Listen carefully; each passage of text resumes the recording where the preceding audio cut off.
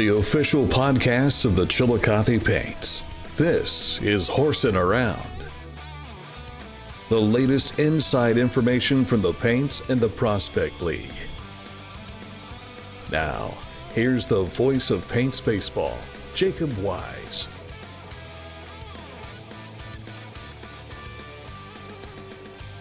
And welcome into another episode of Horsin Around, a Chillicothe Paints baseball podcast. I'm Jacob Wise. Thanks for listening in. It's episode 2. Last week, we looked back at the 2019 championship season with then field manager Brian Bigham.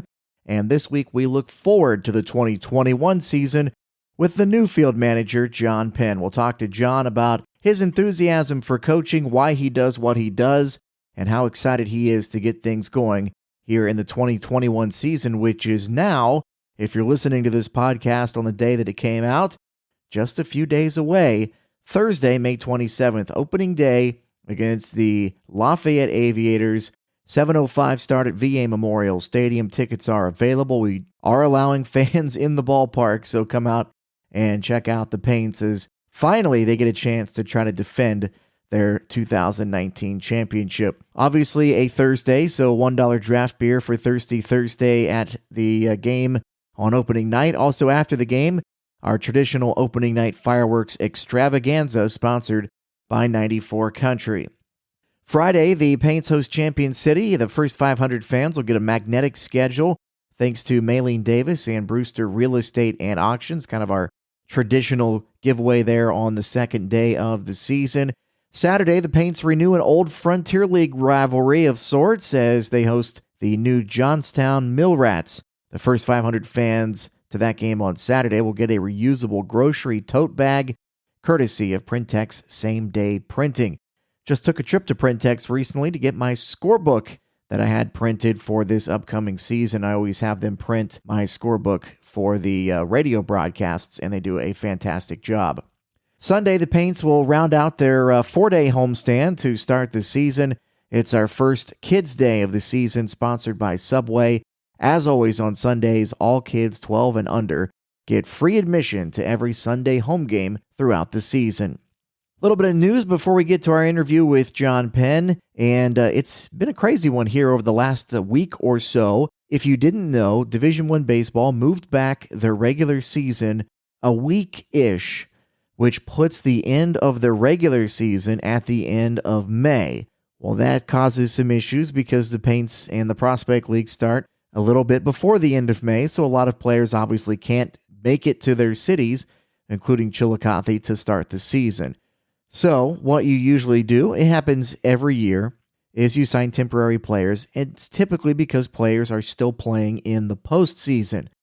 Happens to be this year that they're still playing in the regular season, and many of those players will go on to play in the postseason, which means there's quite a shortage of players to start the season. So temporary contracts are being signed. The league made a temporary kind of rule change that allows teams to sign more temporary players easier, relaxed some of the restrictions.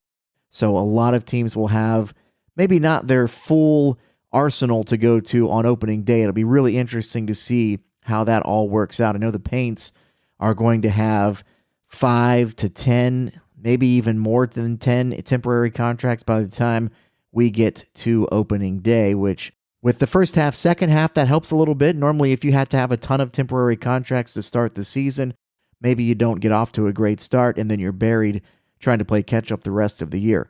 This year, your record essentially resets halfway through the year, and then you get a second chance, a fresh start to try to get into the playoffs. So it'll be interesting to see, again, how things shake out with so many temporary contracts across the Prospect League this year. Players for the Paints report on Tuesday. If you're listening to this podcast, the day it came out, that's tomorrow. They'll check in and get their uniforms and their gear, get their locker assignments in the clubhouse, and very importantly, they'll get their host families as well for those players who will be here all summer that need them. We can always use more host families, and if you're interested in that, just give us an email at paints@bright.net. VA is hosting district finals for the first 3 days this week, so no practice can take place Tuesday night after the players come in and get all their stuff, but they will practice Wednesday morning ahead of the season opener on Thursday. So it'll be fun to see the players get in, get the Paints gear on for the first time, and play as a team for the first time. Really always look forward to that day as we get ready for the season on Thursday. Speaking of the season opener, it'll be the debut of new Paints field manager John Penn. He's a Chillicothe native, and I had a fantastic chat with him just a few days ago. I hope you enjoy it. John, thanks for taking the time to chat with us here today.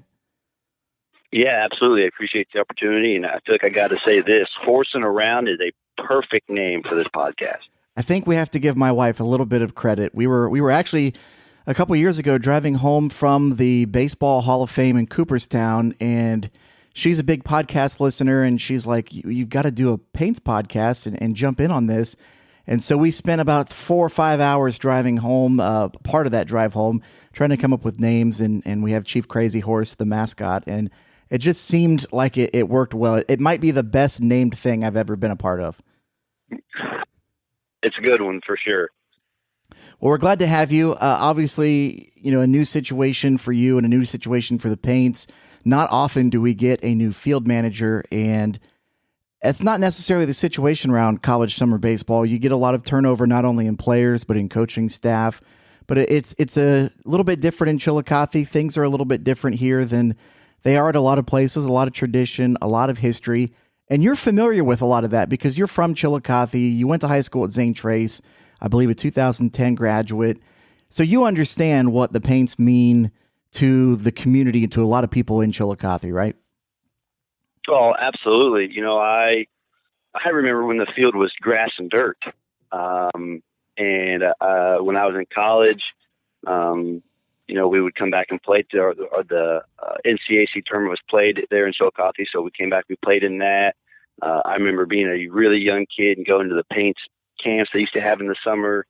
My grandfather was a Shriner. I remember the Shriner dinner at the Paints game. So it is very full circle, right? That my baseball career started in Chillicothe. I played Little League there in Green Township. And then now being able to come back and being the field manager for the Paints, like you said, it's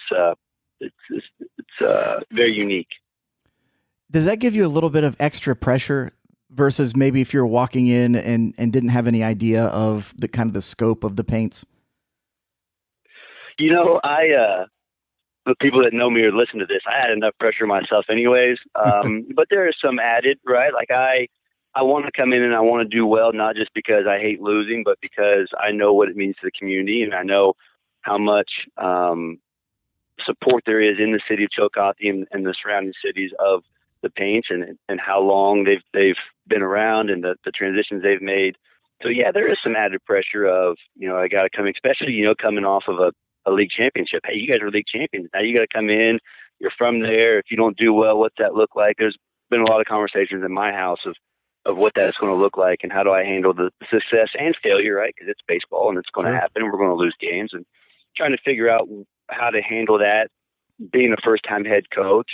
So yeah, there's definitely some added pressure. I'm trying to do things I can now to release some of those pressure, but I always want to come in and do well no matter where I'm at. Did you go to any Paints games growing up or when you were in high school? I think you've moved around a little bit, right?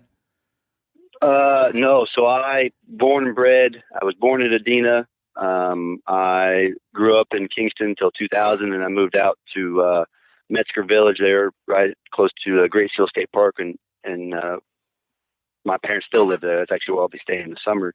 But yeah, I remember going to a lot of the Paints games. And it's funny, through the coaching world, I've met Brian Tolberg, who played for the Paints when they were a Frontier League. And he's a buddy of mine now through some of the things we've done together. And, but yeah, I remember playing on that playground and playing handball behind the stands there up the first baseline when I was a kid. I remember doing all of those things. So, yeah, I spent probably a lot, and, my parents lived close enough that you can hear the fireworks go off. So I got a lot of memories there in Chillicothe and with the Paints Stadium. Brian Tolberg, I don't think I have to explain to anybody listening who that guy is. Maybe one of the most famous Paints players, maybe one of the most famous from the Frontier League days. And a guy who played a nice little career in Major League Baseball as well. I think Brian Wickline, my boss, one of the owners who kind of manages the day-to-day and does all the important stuff from a business side. Yeah, I think he reached out to Tolberg after you got hired and was like, "Who's John Penn? Like, what can we expect here?" And Tolberg was like, "Oh, great guy. He's going to be a good hire for you guys." So you come highly recommended. Well, good. I hope I don't disappoint. You mentioned that you went to Wabash College, and obviously the NCAC tournament that we still host at VA Memorial Stadium. You kind of got a chance to play at VA Memorial Stadium there. You mentioned that you played some regionals, I think, there with Zane Trey, so obviously familiar with that stadium. But since graduating at Wabash, you've had a couple of stops in your coaching career. Can you just kind of walk us through where all you've been so far? Yeah, absolutely. So I started my coaching career as a graduate assistant at Bluffton University. Under James Grandy. I graduated from Wabash in 2014, jumped straight into coaching there and spent 2 years there. I think my first year we missed the conference tournament by half a game, as close as we'd ever been. And now they've been in a couple years in a row. In fact, they just won their first weekend last weekend. And so they go down to Kentucky and start round 2 of the HGAC tournament, which is pretty cool for them and pretty cool for Coach Grandy. From there, when I graduated in 2016 with my master's degree, I made a pit stop at Iowa Western Community College in Council Bluffs, Iowa for 2 years, helped take a team to the College World Series. From there, went to Old Dominion University under Chris Finwood, was the volunteer there for 2 years. And then when COVID happened, I had to make some changes, and now I am over at Bryan and Stratton Community College in Virginia Beach, Virginia, which is funny. So there's a lot of different branches of Bryan and Stratton, and one of them is in Ohio as well. But I'm at the one that's in Virginia Beach, Virginia. I mean, I think if you could pick between Ohio and Virginia Beach, I think you probably picked the right one, right? Yeah, we say that. Yesterday it was cold and rainy, and today it's going to be up to 82. It's just one of those settings. I prefer the mountains, which is different than most people, but growing up there in Chillicothe, I think a lot of people understand that. Yeah, absolutely. How did you end up back in Chillicothe to be the field manager? How did that opportunity come about? Did you just get a phone call one day from Brian Menino, or was Tolberg involved? So I actually got a call from Drew Erie, who used former to coach player. The Paints. Yeah, and he called me in November and said that he got a call saying that Menino was looking for a guy to be the coach. And he goes, "I got the perfect guy for you. He's from the city." I met Drew through the camp circuit. We worked at Vanderbilt camp together. And then so I got a call from Brian in January, February. And not to say it kind of fell in my lap, but the doors just kind of opened. And, I was gracious enough to be able to step through those doors. My family here in Virginia Beach is making a sacrifice for me, and I don't know if I'd be able to get off this podcast before I say thank you to Allison and the sacrifices she's making this summer to allow me to come up there and chase a dream. I listened to your podcast last week with Brian Bigham and listened to him talk about how it is kind of a dream job, and it is being a kid that grew up in Chillicothe to get a phone call asking if that's something I'd be interested in. It was kind of like absolutely, like that's, it's really special. And, like I said, the doors were open for me through the relationships I'd made in this business. And I'm very gracious to those people who were willing to put their name out there, the Drew Eries of the world, the Tolbergs of the world, that are putting their faith in me to come up there and do a good job for Chillicothe and the Paints organization. That's a nice lesson in there somewhere too, about just the benefits of meeting people and networking with people, not just in baseball, but just in any area of life, right? Oh, absolutely. It's anymore. It's not what you know, it's who you know. And, I tell all of our current players, man, never burn a bridge, never do anything that's going to come back, because you literally never know who you may need in the future. And so we talk to our guys about that all the time. And, my story is really special. I when I graduated from Bluffton in 2016, I applied for 64 coaching jobs, whether it's through ABCA or NCAA Market or all of the job sites you could think of. I didn't get a single call back, not one. And I went down and worked at Vanderbilt camp, and I asked Tim Corbin one night, like, "Hey, Corbs, can I just pick your ear a little bit?" You know, he played at Ohio Wesleyan, which is in the NCAC, was a Division III guy. So I just want to pick your brain about, you know, what you did, how you got to where you are. And so we spent, I don't know, 2.5 hours on a Wednesday night just talking and sharing experiences. And you know, I was raised to write thank you letters and things like that when people do things for you that aren't necessarily something that they need to do. And so I wrote him a thank you letter, and you know, 6 days later, I got a text from him saying he appreciates the letter and that Mark Reardon at Iowa Western was going to call me. And so Mark hired me based off of the recommendation that Tim Corbin and Blake Allen, who's the head coach at DePaul University, that he hired me based off of their recommendations. And, you know, it's just one of those things, like my whole baseball career, honestly, has been a lot of, I've been in the right place at the right time and knew the right people that have been willing to give me an opportunity. And then obviously I go in and work and deserve the opportunity, but it's been a lot of those doors open and I'm in the right place at the right time, knowing the right people. Yeah, I mean, it's crazy how, especially in a small world like baseball, we think about all the colleges and all the teams, and there are a lot, but everybody seems to know everybody, and you almost need somebody to vouch for you to be able to open that door for you. 100%. So I want to jump back to your undergrad here. You got a degree in rhetoric. What exactly does that mean? Well, the official definition is the available means of persuasion in each particular case, and that's Aristotle. The layman's terms is communication. Sure. When I went to college, like everybody else, I had wanted to do something else before I found out what I was going to do. I was going to go to law school, and I wanted to be a sports agent.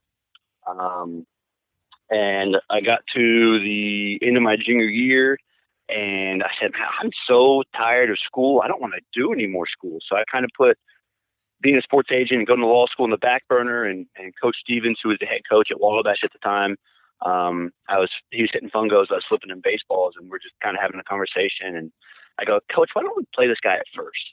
And he stopped what he was doing. I remember this very plain. He stopped what he was doing. He looked at me dead in the eye, and it was one of those like, I probably said something I shouldn't have. And he goes, "Did you ever think about being a coach?" I went, "No."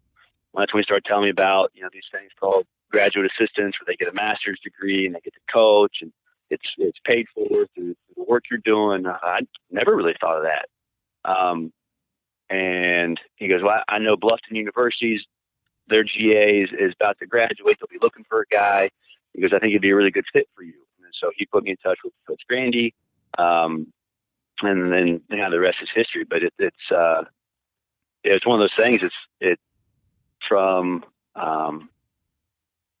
that time going forward, I just dropped what I wanted to study and just kind of fell in love with being a coach and being on the field and being hands-on with the guys. And I never looked back. It's funny to hear guys talk about how coaching found them versus kind of them pursuing that from the outset. I think that those are probably the situations that you would rather have with a coach. It's something that you enjoy. I don't think anybody does coaching at any level without really having a passion for it. You know, what was it once you talked to him about that, about, you know, maybe this is something that I'd be interested in? What is it that keeps you engaged and energized to continue being a coach? You know, I created my why when I was a GA.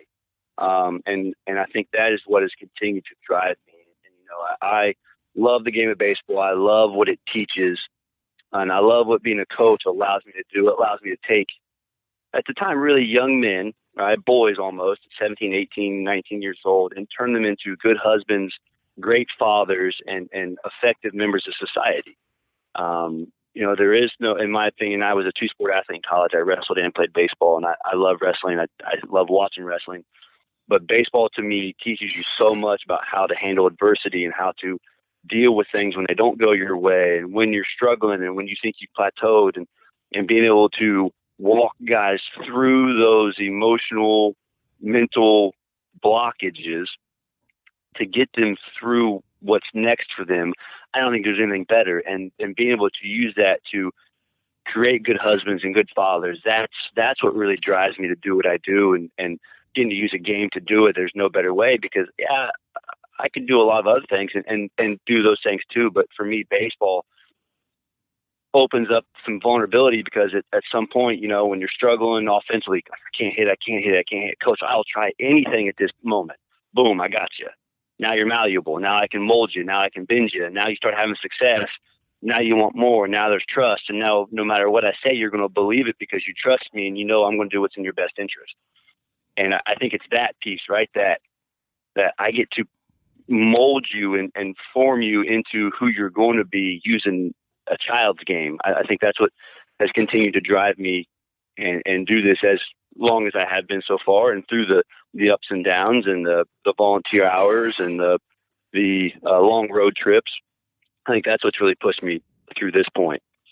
Well, you may get a lot of that, because I don't know if this is your first trip into summer ball, and we can talk about that in a moment, but it's not uncommon for a guy to come in who was a first team all league and maybe an All-American in their division in the NCAA and hit .415 or whatever during the regular season. They get into summer ball and they play 6 days a week, and you got a wooden bat, and everybody on the mound is pretty darn good too. And all of a sudden you're hitting, 215 and striking out a lot more than you're used to. And that adversity really comes in. Is that kind of, as you were talking there, it sounds like that as a coach is kind of where you want to live, is you obviously want to have success and you want your guys to have success. But when you have those teachable moments, that's maybe the sweet spot for you.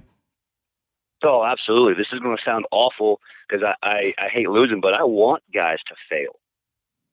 I want to see because your character shines when you're struggling, right? If you're going 0 for 4 with 4 strikeouts, but you're still the first guy at the dugout to high five your teammates, or you're still on the fence cheering on your guy on the mound, or if you're a starting pitcher and you get shelled, you give up 6 in the first and you come in and you pout, right? There's a character there. Sure. And there's an adjustment, and those are the teaching moments that I thrive in, because I will choose that guy that's 0 for 4 but still cheering on his teammates over the guy that comes in and pouts because he doesn't throw very well.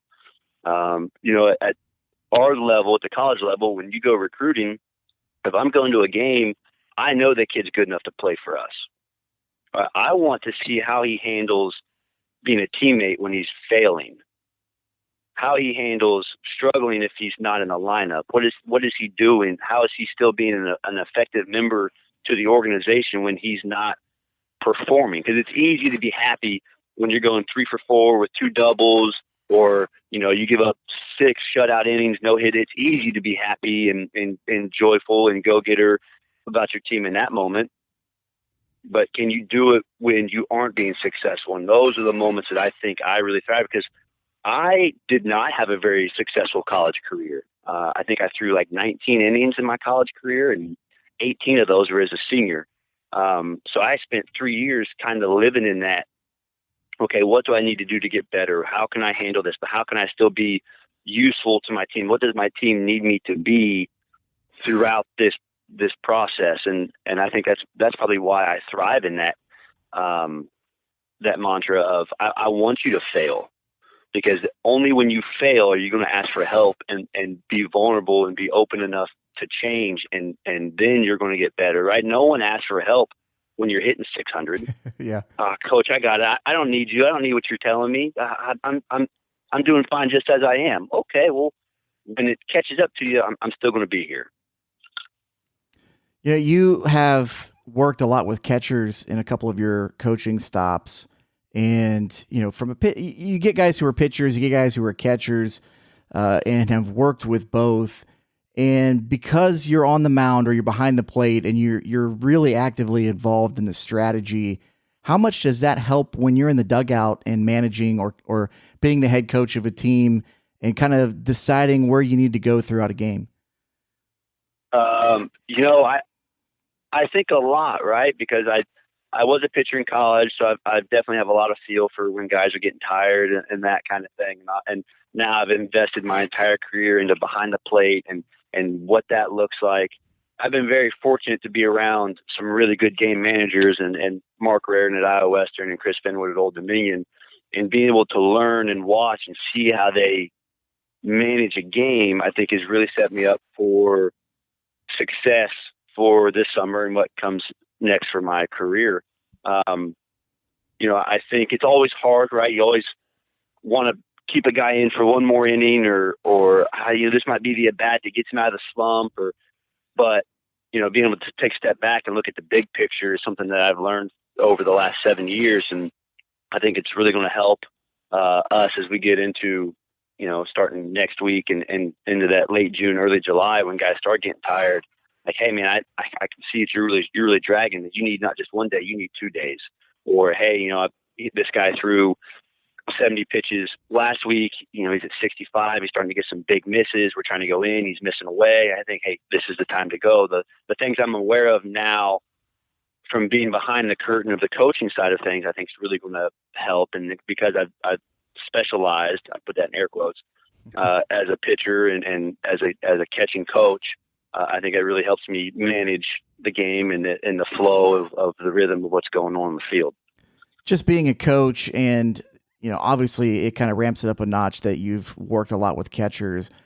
I don't think the casual baseball fan really understands how important that position is to a team on a day in, day out basis, especially as the level goes up. Are you able to put that into words at all? Oh man. I name one team who's ever won anything that didn't have one solid dude behind the plate.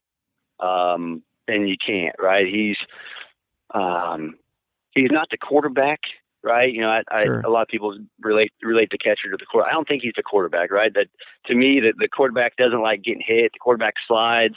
To me, the catchers are the linebackers, right? I'm going to get in your face. I'm going to sacrifice my body for the team, but I'm also going to direct you and shove you and push you where you're supposed to be and where you need to be. I don't think you can really put a value on a quality catcher, right? When the Giants were going through their runs there in 12, 14, and 16, or 10, 12, and 14, whatever every other year was, Buster Posey was behind the plate for 140 of 162 games. When you're talking about local, when you look back at the Big Red Machine, Johnny Bench caught every game. And now you look at the Reds now, they've got a 2-time Golden Glove winner behind the plate. And so I don't think that you can really put a number or a value on the importance of a good catcher in any organization. Yeah, it's being able to call pitches and understanding, where you're at defensively and picking up on little things here and there that you can relay to your teammates, and and maybe even undervalued a little bit is how well you are at receiving a pitch and whether you can get the borderline strike because you framed it a little bit better than the next guy, or maybe you're able to receive it in a way that you can throw a guy out where somebody else doesn't, trying to steal. It's just there's so many little things involved. I think it's fascinating to hear coaches and high level catchers just talk about the position and how much impact it has on the game.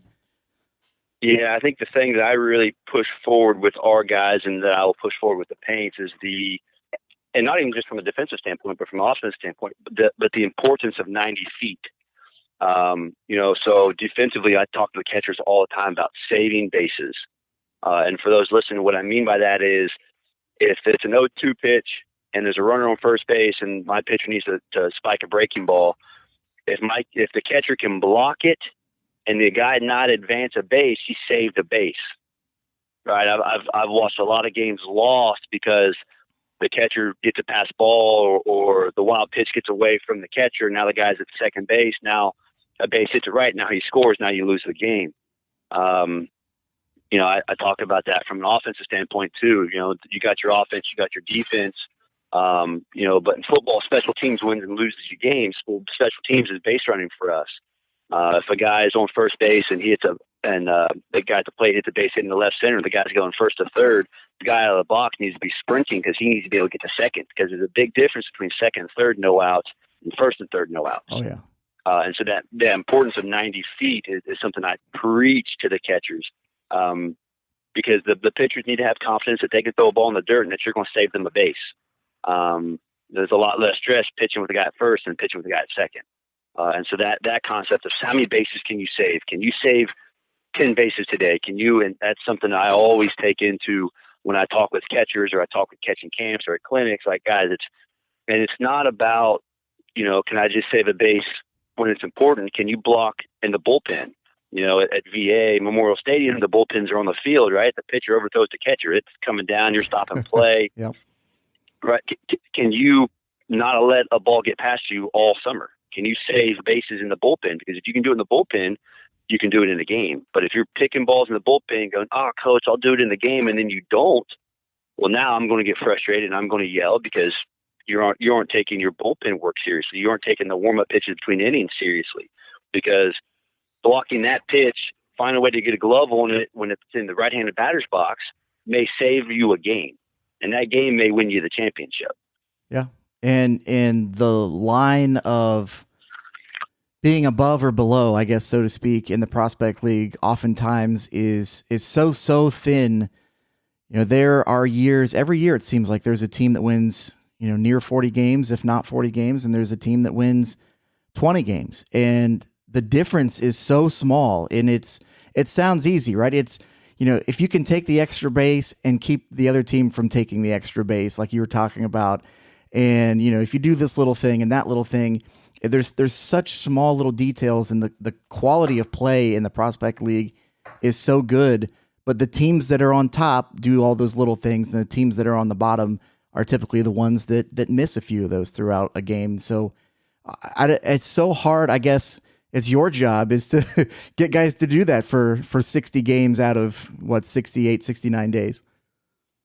Yeah. And you and I were talking last week about, one of the hardest things to do is to get a bunch of guys to come together and play that haven't played together for long. Most of the guys are getting in town this weekend or early this week. We start Thursday. So we may get one practice, may get two practice for these guys to get to know each other before it's, hey, we got game one. So how can we get guys to run the bases for each other? How can we get guys to lay out for baseballs for each other? It's a challenge. And I heard Brian talk about that last week too. Like, how getting these guys to play together is probably the biggest challenge of mine on such a short period of time. And, what the prospect league is doing, where you've got your first half winner and your second half winner make it to the postseason, I think makes it a little easier.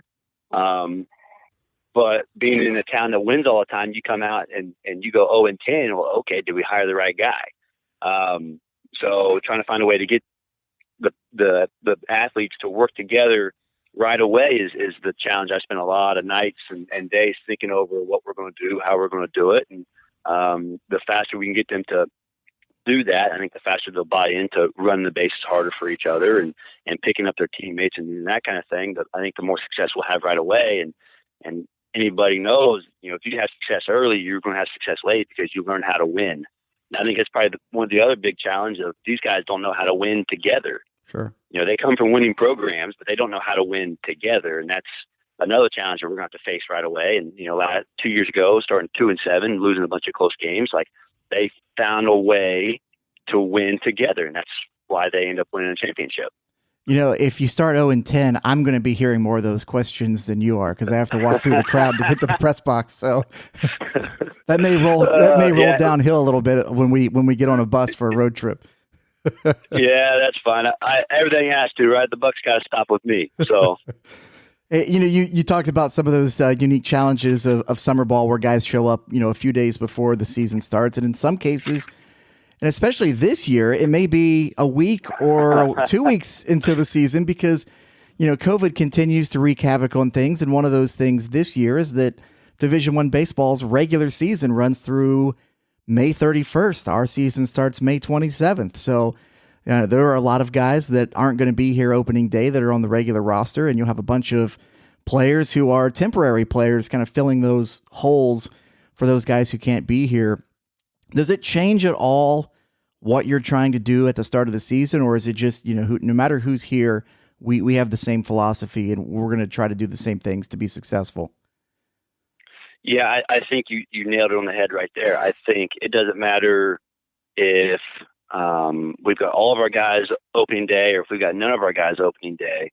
the philosophy, the culture of what the Paints are and who they are and what they do the right way, I don't think that ever changes.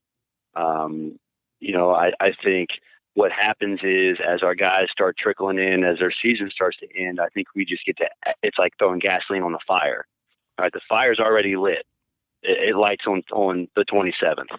And then we start bringing in the guys that we're really looking forward to having. And then that's when the gasoline gets going, and then we get to start exploding and going from there. I think, because I don't think you can change. You can't be like, okay, hey, listen, I know we've got a bunch of temp guys here, so let's just go out there and let's just try to do this. No, the Paints are going to play baseball one way. And it doesn't matter who's in that Paints uniform, they're going to play it that way because they've played it that way for years. For 28 years, the Paints have played baseball a certain way, and that's how we're going to play it. It doesn't matter who's in the lineup. Right, like the culture is already set, so when those other guys show up, you're being brought right into that, and I think it probably makes the transition easier too, right? Yeah, absolutely. That way, I think right now we might have 7 or 8. I know there's still some more that we might trickle in here and there. But so those 8, right? Let's just say it's 8. So those 8 already know what the precedent is. They already know what the standard is.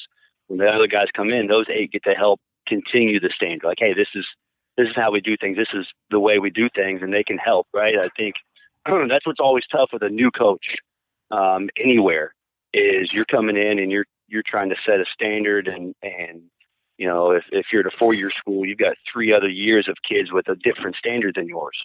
And so how do you mold and how do you mesh? And I think what's fortunate and disfortunate for us, right? We returned 2 guys from that 2019 championship team. And they are, 654 days removed from playing in a Paints uniform. So there's not as much that'll carry over, but there's a lot that I want to carry over because there's been success. What Brian did and what you guys have done has been astounding, and I hope to come in and help carry on that legacy of what the Chillicothe Paints are and what they do. And like I said, fortunate for us, we get a bunch of fresh new faces to help kind of continue that legacy. What kind of team in an ideal world do you like to have in terms of style of play? Is it a fast team? Is it a power hitting team? Obviously all of those, but what's the style of play that you enjoy? Yeah, all the above. I'll tell you what really makes me happy is watching guys fly around the field. Diving for balls, sacrificing their body, right? I tell everybody because I wrestled in college, my mentality is really different than most baseball guys. I'm crazy. I tell you what really gets me excited is watching a kid get hit by a pitch from the offensive standpoint. That fires me up because it's selfless. I'm selfishly risking my body for the betterment of the team. I did a stat this year with Brian Stratton. And every time we got out of the way of a pitch that should have hit us, I started keeping a stat. Okay, did this guy get on base? 1 out of 10 times when a guy should have got hit, did that guy get on base either by a hit or by a walk later in the at-bat? The name of the game is baseball, but it's who can score the most runs. Yeah. I love teams that lead the country in on-base percentage and RBIs. I don't care if I've got a bunch of guys that hit 200, but if they all have 60 RBIs, we're winning a lot of games. A guy at third base, less than 2 outs, I don't need a home run or a sac fly, a routine ground ball to second base scores that guy 100% of the time when the infield's back. Do that. Being able to really situationally hit something I really love because, again, if there's a guy at second base with no outs, and it's my job to move him to third base so the next guy can get him in. Now we're up 1-0. Well, okay, now our pitcher can go and they can pitch with the lead, and they can get ahead early, and they can dominate their fastball, and they can pitch backwards. They can do whatever each pitcher needs to do for them to be successful. But to me, it starts defensively and offensively. Hey, I'm going to sell myself out physically for my team to get the hit, and then when a pitch comes in my box, I'm gonna wear it. I'm gonna let it hit me so that I can get on base so my team can do what it needs to do to be successful. And anyone that's played for me will reiterate that. I love watching guys get hit by pitches. I hate when guys get out of the way of pitches. I think that's really selfish. And I know at the big league level, it's different, right? Your livelihood's on the line. If you get hit in the ribs and you're out for 2 weeks and you lose your starting role, well, now you're in AAA. It's different. At the college level, it's not. Wear a pitch, get on base, and now let's wreak some havoc. Let's run the bases really hard. Let's do those kinds of things. I think I'm ready to go take 95 to the ribs right now. I hope our guys listen to this and they're willing to do the same. You know, it's funny that you kind of brought that up. That one of the main goals in summer ball for players and coaches, college coaches, is development. The whole idea is for them to go back to school better baseball players, better teammates, all of the above than they were when they first came to Chillicothe or wherever it is they play summer ball. But obviously, we all want to win too, and I know the Paints have always put a premium on winning. The fans are into it; they understand what's happening. They want to win as well. How do you balance the two, or does it kind of take care of itself if you bring the right people in? Because baseball players are competitive; nobody wants to go out and lose. Yeah, absolutely, right. And that's the one thing that's nice about the Paints, right? And it's different than maybe some of these colleges or even at the high school level, right? If you're playing for the Paints, you want to be here. Because if you don't want to be here, you're not going to come to Chillicothe, Ohio, right? A lot of times where are you from? I'm from Southern Ohio. Well, we're about an hour south of Columbus. Well, what's the city? Chillicothe. Oh yeah, I've never heard of it, right? I get a lot of that. Yep. Which again, I get it, right? Like when you think of Ohio, you think of Cincinnati, Cleveland, Columbus. You may trickle in some Dayton and Toledo, but no one really thinks of Chillicothe unless you're from Chillicothe. So I think that if you are with the Paints, you want to be there. And so I don't think I'm an aggressive person. I am. I'm going to yell. I do. But I don't think it's going to have to be as much because the guys are going to be there, and no one wants to be on the field and lose. No one likes losing. Right? No one likes being the team that has to pack up your gear and watch the other team celebrate, especially if it's on your field. Yeah. And the Paints carry a big target on their back because of this tradition, because of the history, because we're the reigning champs.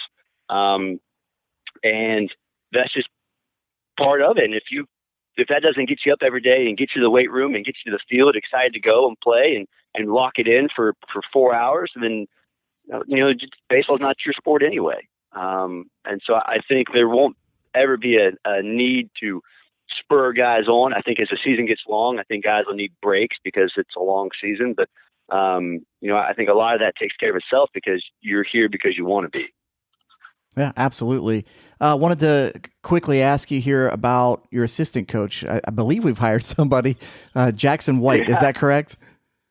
Yes, Jackson White is currently the assistant coach at Volunteer State, a junior college in Tennessee. And like me, he comes highly recommended. I spoke to some guys about him after I got the job, and they said he would do a great job and that he would really thrive in this environment. And so the couple conversations I've had with him, and we've been talking a lot more here recently, I'm excited to get him to Chillicothe and see what he can do and, help us win a lot of games. So it's not just the players that show up and meet each other right before the season. The coaches are kind of in that same boat sometimes too, right? Yeah, absolutely. We've been talking about hey, I'm getting in Sunday, Monday. I need to take you to Roosters. And we need to sit down and have dinner and just spend some time away from we're going to spend a lot of time on the field, but we need to spend some time away from the field too. And that's something that, again, some of the coaches I've worked for have been really good at that.